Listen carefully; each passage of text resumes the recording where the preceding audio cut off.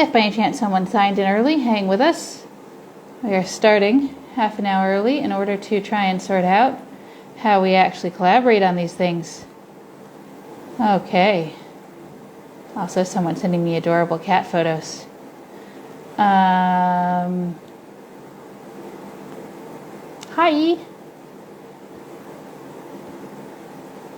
Hang on. In the next 5 minutes, this should get interesting.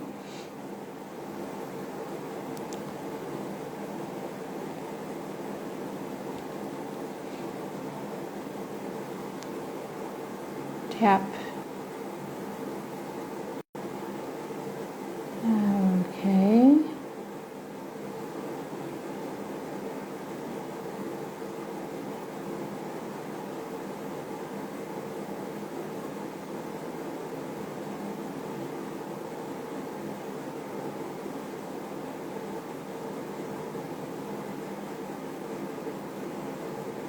Hang on.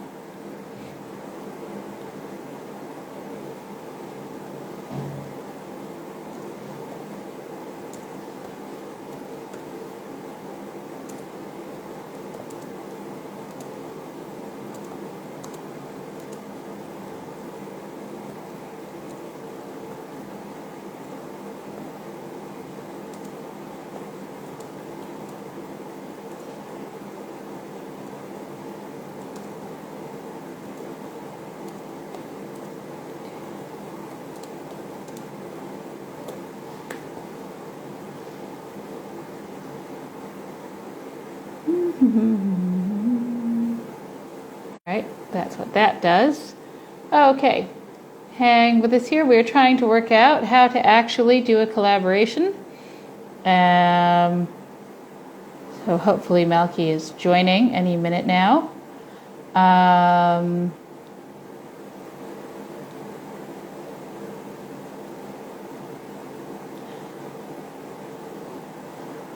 Okay, Malkie has joined. So I hope, hopefully, Hazmana Nishlacha. All right, hopefully an invitation has been sent. And Malkie is, yes. Okay, hey, hold on 1 second. I'm sorry about that. No problem. We decided to start early, so we had time to sort out all tech issues, and it's still 3 minutes before we said we would start. So here we are. Hi. Yeah. How are you doing? I am good. Okay. And everyone great. got a great view of my daughter's bathroom. My apologies for that. I couldn't see a thing. The camera wasn't focusing. Oh, okay. Good. Now it is? We're good? Okay. Yeah. I can see you just fine. See you just fine. Hi. Did you actually get your tripod sorted out? Because I'm just balancing my phone in my hand with my elbow pressed up on a massage table. I've got, very cool. Okay, so my ring light is kind of like at an angle, so it might cast some odd shadows. I wonder if I should fix that. Let me see. Maybe not. How about there's a level of like, I think we've reached the basic necessary level of technical. More than. Hey, listen, I use the words ring and light, like ring light, meaningfully you in did. a sense. I think you did. Very great. Very impressive. Can you guess what I did? I don't know. You look fantastic. So Thank you. You must have some amazing setup going. No, I have nothing. Thank you. I went to the tiny little houseware goods store across the street with like the old guy who has everything you ever need. And I said, I just bought a light bulb. It's in like my overhead light. I was like, I need a light that makes me look good on camera. And he pulls out the genuine daylight spectrum. I don't know. I can't turn it on at night or it gives me insomnia. But now I just flick the switch. That is amazing. Really? That's like okay. Wow. So decisions. If you have to figure out which room needs that. Which room gets the genuine daylight? But well worthwhile. So cool. Oh, Simcha's here. Hi, Simcha. Yep. I think we did her a favor and gave her a reason to get out of a meeting. Excellent. I've got this other very important meeting that we need to catch at 11:30. Super important. Absolutely. Yeah, here we are. Okay, so just in case anyone's watching who doesn't actually know us, who are we? Well, who are you? Havva? Who have I? I think it's I think it's we're on my Instagram. Maybe it's more likely that anyone watching knows me, but all right. Well, I can't see the time on my phone now that I can see you, so I'm just kind of looking behind you. So it's now 11:30. When we said we would start. Yeah. Good for the SADs too. I haven't had the light long enough to confirm or deny that because I bought the light after the weather improved. But I expect it is.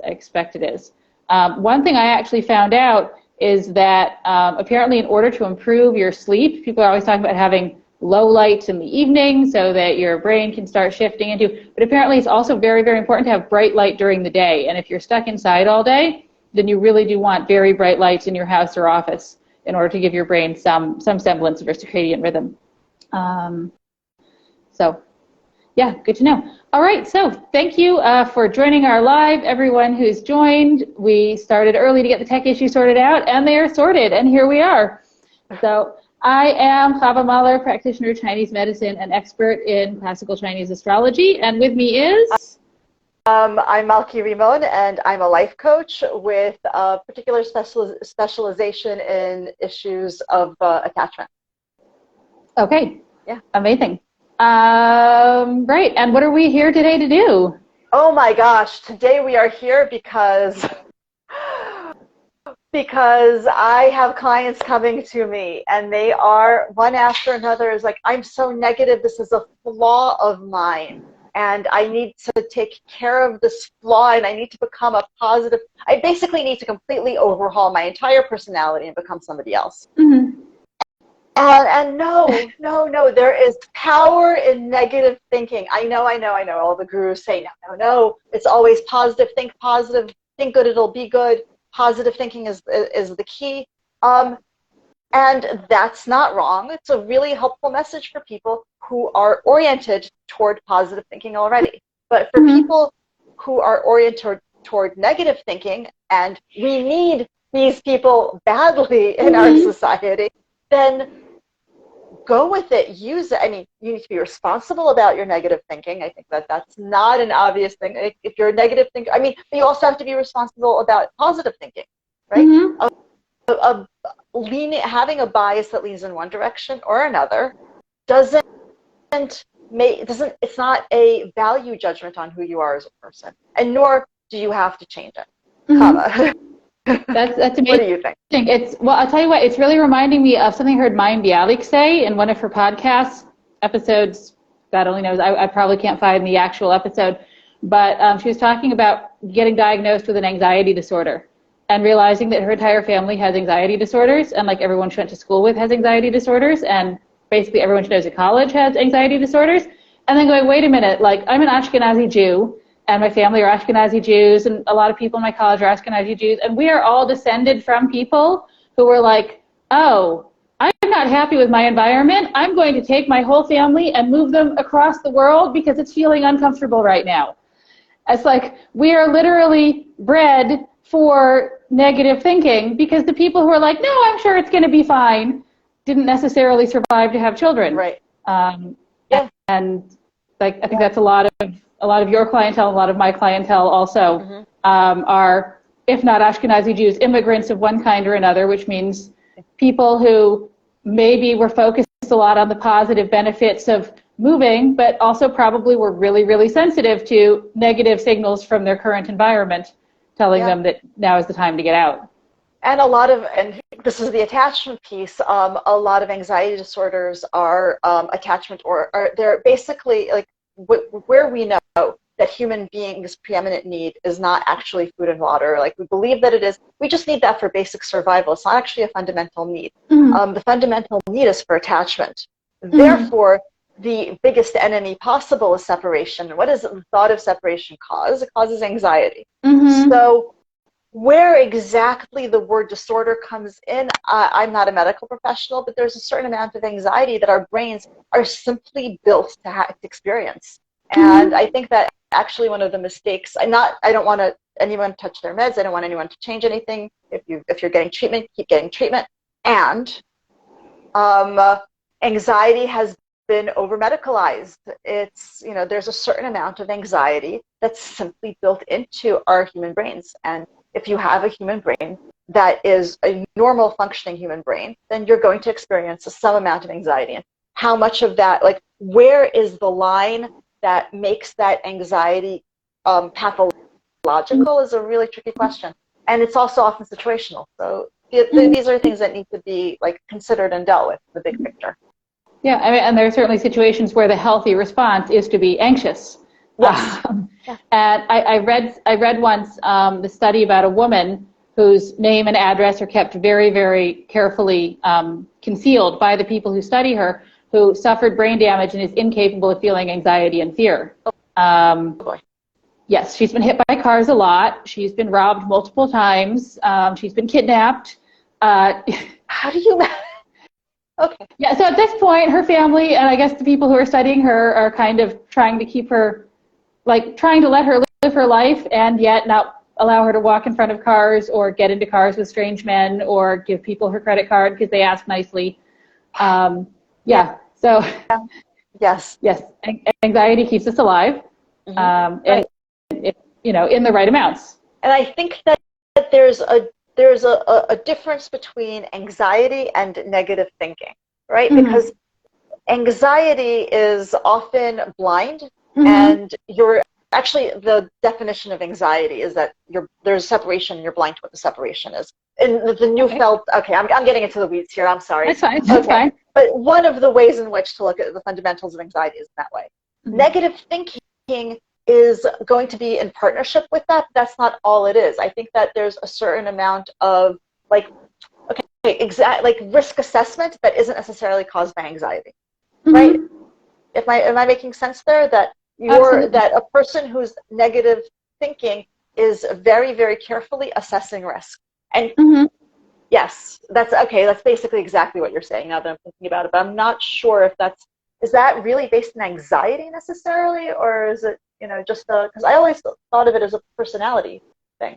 Okay, so I think that sometimes there's issues with just technical terms. Yes. What is anxiety and what is fear and what is depression and what is sadness and, you know, or empathy and compassion, where I've heard people be like, oh, empathy is when you really feel the other person's pain and compassion is when you say, and there's people who say it the other way around, like compassion is when you really feel the other person's pain, empathy. So we have all of these different terms. Mm-hmm. But when I'm thinking from like a Chinese medicine perspective, we talk about fear and we talk about anxiety. I would say that fear is when you have, when it's focused, when you know what you're afraid of. Like, right. I'm afraid of the dark. I'm afraid of my mom dying. I'm afraid of, you know, everyone leaving me and no one loving me again. But you know, whereas right. anxiety is when you have the physical emotion of fear, like the physical expression of fear, those hormones being released, and that level of fight or flight engaged, but you don't necessarily know what it is that you're afraid of. And I know that when I go through periods of anxiety, which having lived through like 3 wars and 4 times being bombed outside of officially recognized wars, and like I go through periods of like, oh, I'm anxious, and I know I'm anxious because I'm like afraid of everything. I just wake up feeling afraid, and then my brain starts looking for something to be afraid about, like, oh, like maybe, you know, the next time I put out a video, everyone's going to hate it, or, you know, maybe the next client I have isn't going to pay me, and then, you know, it's like I'm already afraid, and then I'm just looking for something to stick the fear to so that I can fix that problem and hope that makes the emotion go away, right? So that would be where I distinguish fear and anxiety for my technical terminology. That's fair. That's fair. Fear is focused and anxiety is free floating. Right. So the issue of acting entirely from anxiety is that it's not necessarily an emotion you want driving your emotional bus, as it were. If you imagine a human being as a lot of emotions, then all of them are on the bus. But you as an individual, you can say hi yourself. You can say, help me out here for prefrontal cortex. Yeah. You want whichever term works better for you. That's what you want driving the bus. You don't want the anxiety driving the bus. But here's the thing. You actually also don't want positive thinking driving the bus, because you will inevitably, because you're not going to assess risk. Mm-hmm. And, you know, and it could be that your particular bus isn't really great in off-road situations where positive thinking really wants it, because sometimes it really want to take you. So, so you don't want either of these to drive the bus. You want them to perhaps inform which direction the bus goes in. But to value, if you have a certain amount of predisposition toward seeing risk, toward identifying problems, toward looking for the downsides of any given situation, there's nothing wrong with you. There's a lot right with you. Because if you couldn't, I mean, really, we've already, yes, there's a lot right with you. That's it. There's a lot right with you. Yeah, well, one thing, I read and listen to a lot of podcasts and lectures about what's going on in personality research and like assessing how people's personalities are put together.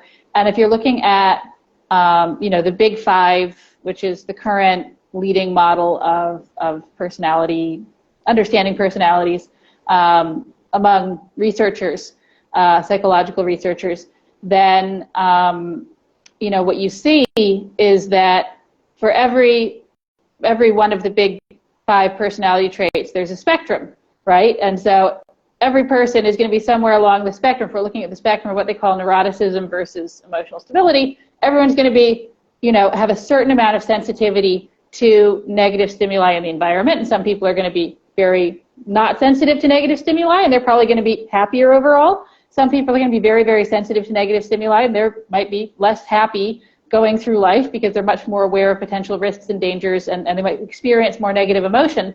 But, the fact that in every culture and in every environment, we have the same number of people born at each end of the spectrum. Like, this is the spectrum that our environment has set us for. That means that there is survival value in every point along the spectrum of normal behavior. Some people might be way off at one end or way off at the other, and due to brain damage, genetic predisposition, use of chemicals that affect the brain, and so on, and that might not be, so they might move themselves off of the spectrum of behavior that has survival value in our environment. But if you're along the normal spectrum of behavior, then that means that thousands of years, millions of years of evolution, I guess, have channeled us towards that. Have decided, like, anyone who's born with a relatively normal personality, like they fit into the spectrum of what's considered normal, got there because they fit through the hole that evolution has squeezed us through. Mm-hmm. Yep. The hole that evolution has squeezed us through. That is just such a great line. They fit through the. I'm loving that. Okay. I'm trying to discuss evolution without using like death a lot. Right. Like the word death and survival, because that's. Yeah, but describing evolutionary pressure as the whole evolution pushed us. Yeah, I mean, really literally. So, yeah. The most literal sense from the beginning. Okay. What I do want to say is that being predisposed toward negative thinking, mm-hmm. Please, if this is who you are, and that's fine, and obviously, like, it's not just fine, it's good. Please don't use this as a way to beat up on the people around you, right? That is the downside of negative thinking, which is that I personally believe that it's a perfectly healthy and legitimate personality trait. Mm-hmm. More than that, I think it's useful, and I think that kind of in a contradictory sort of way, we tend to believe that people with positive thinking tend to thrive and people with negative thinking don't, but I don't see that, actually. I see that people who are really good at negative thinking thrive in professions, in realities where negative thinking is valued. In the business world, where being able to assess risk, in the finance world, being able to assess risk, this isn't going to pan out, this isn't going to work, that kind of negative thinking can actually be an incredible asset. And mm-hmm. People with negative thinking can thrive. The downside of negative thinking, as I see it, is that people can get sort of entrenched in it, and that's all that there is. And mm-hmm. they want to but I think that this is also true of positive thinking. I tend to be, as an individual, I tend to be an extremely positive thinker. And occasionally I try to, what's the word for it, force that on other people, which is really not healthy and it's not good, right? Mm-hmm. But to me, my bias is toward positive thinking, which is, I think, why I value negative thinking so much, is because it's a way of thinking that I don't have, and as a result, when people around me are a little bit negative, at first I'll get, negative, but then then I'll realize, hey, wait a second, these people are talking sense. Mm-hmm. And sense that I might not have as a person who believes that at the end, everything's going to come up daisies. Sometimes it doesn't. Newsflash. Yeah, and I think like one thing to remember is that we were all born with the personality that we have that would be perfect in some environment that human beings have lived in throughout history. As I remember, there was this one lecture on different personality types where the lecturer was saying, like, the people who survive and thrive and make a ton of money and build big businesses and put their name on things in periods of economic growth are the people who lose everything during hyperinflation. For instance. Yeah. Yeah. It's like, we all have a bias to see either more of the potential benefits that could come from something, or to see more of the potential downsides that could come from a certain path or action. And it's really important to get a balanced view. Yeah, here's a great example. If you need a contract lawyer, find a nice negative contract lawyer. Oh, yes. That's a great example of a profession where negative thinking is an incredible asset. Like, hey, wait a second, how can this be interpreted to screw my client over? Let me think of all the 50 ways. It's perfect. I actually have a friend who is a contract lawyer, and he's a sweet, kind, gentle man, and he always just looks a little sad. Yeah. Like he found the perfect profession for his temperament. Yep. Yeah. And looking a little bit sad doesn't mean that he is a little bit sad. No, but he's just, he goes through life kind of braced for whatever might happen next. And it always does, doesn't it? Yep. But the truth is that whatever life happens next happens for positive people also. It's just the way life is. Life gets all the personality types eventually. Yes. Or a nice way of saying that is that just terrifying and scary, and I just chased away all of my potential. No, I think that was fine. It's just the reality. It's just the reality. That, Oh yeah. Well, you have to have heard the description, right? Life is a fatal STD. My kids are watching this, right? Well, you can explain. It's a very helpful acronym to learn before they get in the Army. Oh, okay. When you say it like that, sure. Okay. Right. So, okay. Yeah. All right. But I think that there's actually something that is inherent here that we're kind of dancing around, which is that if there's positive thinking and there's negative thinking, and there must be neutral thinking.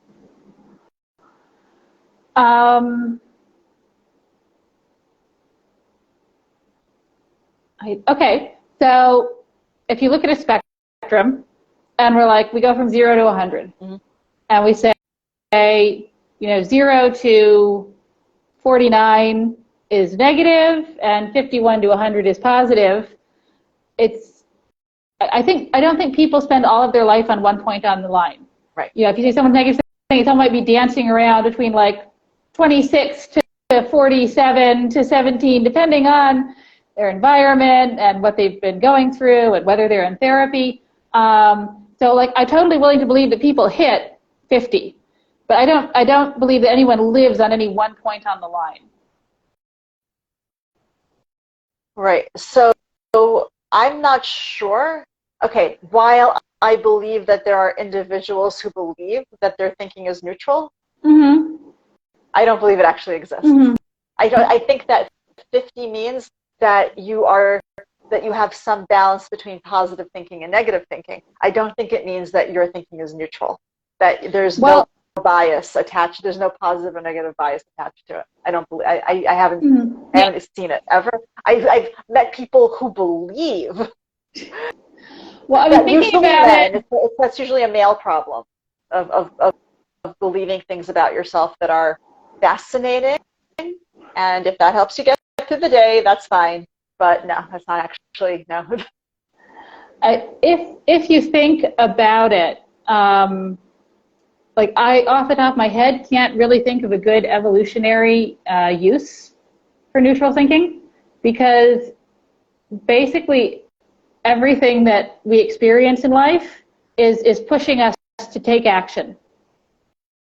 We're either going to see the rewards to move towards or the dangers to run away from. But I can't think of any aspect of our personality that really encourages us to just like sit and not do anything. Oh, I have plenty of that. Well, no, we have like the laziness, which is like conserving energy. Oh, is that what? But even so, thank you. Yeah, that was a lovely spin you put on it. Thank you. That's not a spin. That's not a spin. You never see that? You know, the more active a mammal is, the more time it also spends sleeping. Oh, that makes sense. Yeah. We live in a totally unnatural environment. We are programmed to waste the fewest possible calories. Mm-hmm. But even so, we're not being pushed to do nothing there. We're being pushed to rest. That's true. Yes. Okay. I accept that. Thank you. Yeah. Yeah. No, laziness is not a thing. No, it doesn't seem like it is. There's need for rest. There's anxiety that causes us to procrastinate things, but right. Yeah. Maybe that can be our next Instagram Live can be laziness isn't a thing. Oh, that would be fantastic. Yes, let's do that one. Okay. All right. Okay. Well, I hate to be the one to say it, but I actually put a clock where I can see it. Oh no. Are we done? Yeah. Would that be? Yeah. Well, we said 20 minutes. What? And it's. I thought we said 30. Oh, okay then. It's okay if it's 20. Whatever. I can keep going. I can keep going. Okay. The thing is that if it's you and me, we can keep going for the rest of the afternoon. Literally. we could be here. Literally. Like, the longest Instagram Live ever. It's the Instagram we Live can pull challenge. it off. Yeah. That could be. But yeah, I think that, okay, so where does clarity fit into all of this? Because that's the one thing that I really wanted to make sure we hit. And if we have a couple more minutes, what's the clarity piece to all of this? I think the clarity piece would be to try to see how, what direction you're biased towards, to take that into account. Although actually I saw studies that said that when you tell people about unconscious biases and tell them to try and take them into account, they end up acting even more biased than they were before you told them, because they think that they're taking it into account, but actually they're not. And so, so I guess clarity would maybe be running your plans by someone with the opposite temperament from you. I am a big believer in collaboration, and the entire system that I use for understanding personalities describes how people fit together and work together. And so, yeah, if you know that you're a positive thinking person, then you look for someone who's the opposite. And like having a nice contract lawyer who always has his eyes open for how someone can screw you. Yes. Yeah, I think, whether it's someone you work with or just a friend you run things by, or someone you hire, like a lawyer or an accountant or an insurance, right? In the trade professions, plumbers, the best plumbers think that everything can go wrong and will. Oh, that makes sense. Yes, the best plumbers are just they're that makes sense. And probably you want to hire a negatively oriented electrician too. That's probably true. That's probably true. I live in an apartment where the wiring is terrifying and trying to kill us on a regular basis. I love the apartment otherwise. I really, really do. But yeah. Yeah, but if only the wiring had been installed by someone who was like, how is this going to burn the house down? How is this going to burn the house down? How is this going to burn the house down? As opposed to, this should work, which is how it'll be fine. And it doesn't. It'll be fine. Yeah, it won't be fine. It won't be fine. The laundry room has smoked. The laundry room. It's like the most terrifying room in my house. Yes. So yeah, it's a real thing. But yeah. All right. Well, thank you so much. Thank you. This was a lot of fun. So we're going to do this again? So we're going to do Did we have a again? time that We do said? have a time. Our time is Wednesday afternoon, and I planned on looking up the exact time so that I could tell people. And then I got caught up with trying to work out how I invite you to join a live, and I did not look at my calendar. Okay. But I don't know if it will destroy everything if I try and look at my calendar while Instagram is running.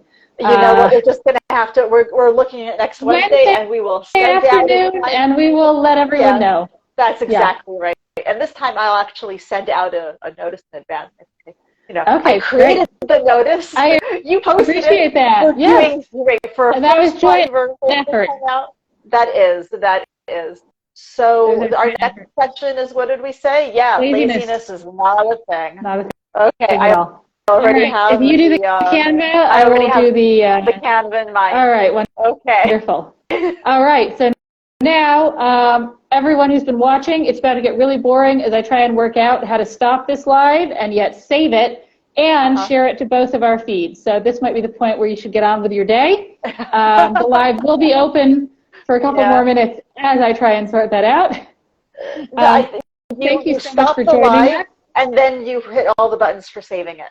And I would hope that. See, I would hope that, except that one time I stopped a live and then it was just gone and I couldn't save it at all. So I want to make sure that I hit the right button for stopping it. Okay. So let's try this. Okay. All right, that didn't do it. Oh, wait a minute, come back. Okay. All right, I'm going to click end video.